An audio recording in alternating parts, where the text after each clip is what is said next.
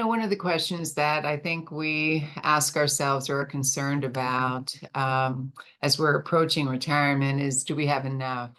Have we saved enough? And the ideal thing is to ask this question early enough so that if you need to make adjustments, you can do that. You have enough time to do that.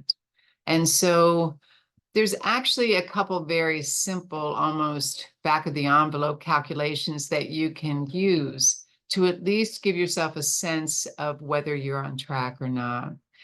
You can go ahead and use more sophisticated online calculations if you want, but these can be pretty helpful in just sitting down at the kitchen table and trying to calculate if you're on track. The first one really takes your savings activities today. What are you doing? Are you saving in your retirement accounts? Are you saving in bank accounts? Let's take those savings disciplines and calculate them and see if we're saving enough on an annual basis for our retirement. And then there's a second method that would say, okay, but there's a certain lifestyle that I'd like to have when I retire. And I want to know what it's going to take me to maintain my lifestyle. So let's talk about both of these and give an example if we can. The first one actually is a very simple 5-step calculation of whether you know that what you're saving today is enough. And here are the 5 steps. First, you're going to just take what you're contributing every single year today, you and your spouse, and add that together. And you multiply that times the number of years before to your retirement. You take that number and you add it to your current savings, and then you divide by the number of years that you think you're going to be in retirement, and take that income amount and add it to your other guaranteed income sources like Social Security or pensions. And when you're done with the calculation, you can compare the answer that you get to your annual expenses to see whether the amount projected is enough to cover your living expenses when you retire. Now, the second method will calculate a total dollar amount, but let's use an example of this method first. And let's walk through that 5-step calculation, assuming a couple aged 55. Each one of them contributes $7,000 to their retirement accounts per year for $14,000 totally. And they have $150,000 saved already. They know they'd like to retire at their full retirement age, which for them is age 67. And based on their output of a few life expectancy tables, at least one of them will probably live to age 94. So they can expect to be in retirement for about 27 years. Now, the higher earner has a Social Security benefit of about $2,200 per month for $26,400 per year. And their spouse will take the spousal benefit, which is 50% of that benefit, or $11,100 per month for $13,200 per year. And when you put that data together, what you have is $14,000 saved times 12 years, which is $168,000. You add the 168 to 150, and you come up with 318,000. You take that 318 and you divide it by 27, which is the length of time that they're going to be in retirement. And so these savings will generate about $11,777 per month. And if you add that to their Social Security benefits of $26,400 and $13,200, you've got total retirement, annual expected retirement income from savings and guaranteed income of $51,377. Now, what this couple is going to do then is they're going to compare this $51,377 to their actual lifestyle expenses to see whether it's going to be enough. And if it's not, then they'll make some adjustments, either to their savings or to their expected lifestyle. Now, we know this is just a back of the envelope calculation. One spouse could predecease the other, and of course that Social Security benefit goes away, and the widow or widower will assume the higher Social Security benefit, but the income will be affected. And it could be that even the expenses will be affected. Maybe our healthcare costs will go down, maybe utility costs will, there'll be some expenses that will go down, but this is not a perfect calculation. And there are others that would argue that it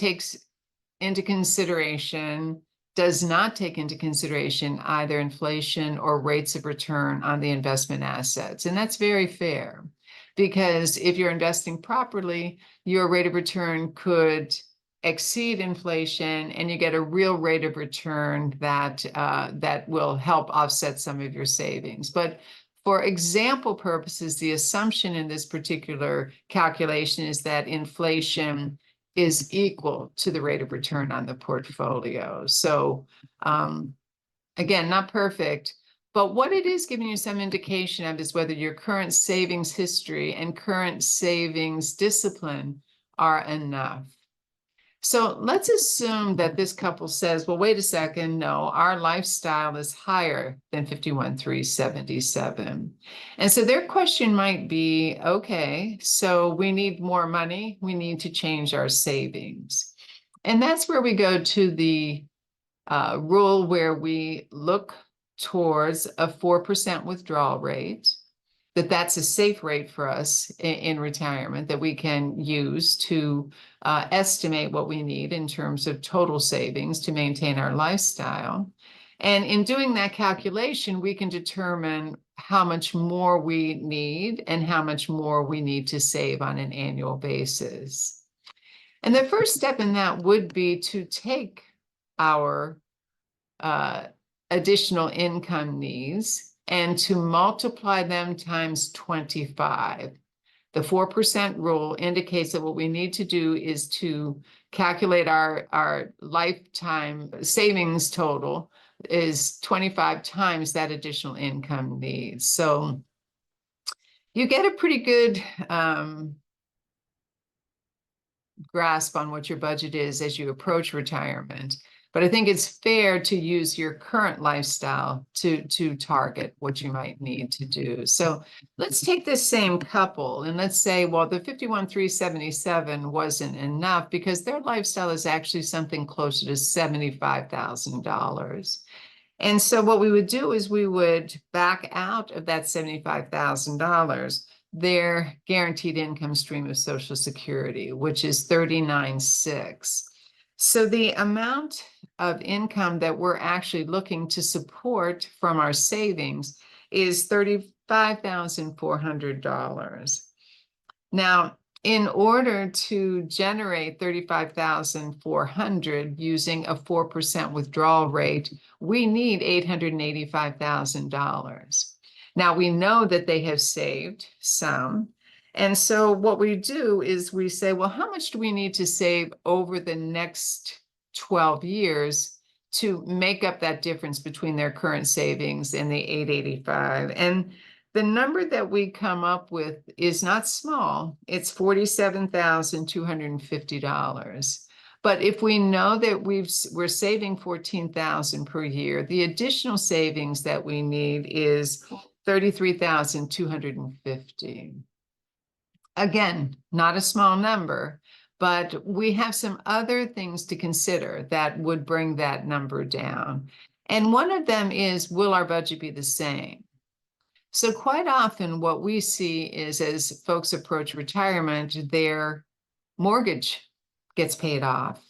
And that makes a pretty substantial difference for them. So let's take this same couple and say, okay, what if we had a mortgage that was really $2,000 per month, $24,000 per year?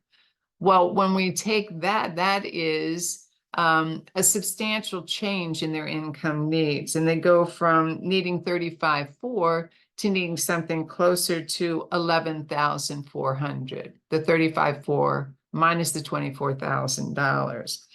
Well, $11,400 is a substantial difference in terms of needs, and the portfolio needed to generate that would be something closer to $285,000. So again, we need some additional savings, but it's substantially less. Because in order for us to accumulate $285,000 of additional savings over the next 12 years, it would take us $23,750.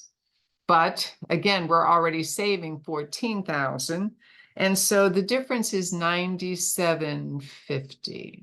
So we can turn that retirement number, that savings goal, into this periodic savings plan, where what we're probably going to do is to take a look at seeing how we might be able to increase our retirement savings to the tune of about $800 per month.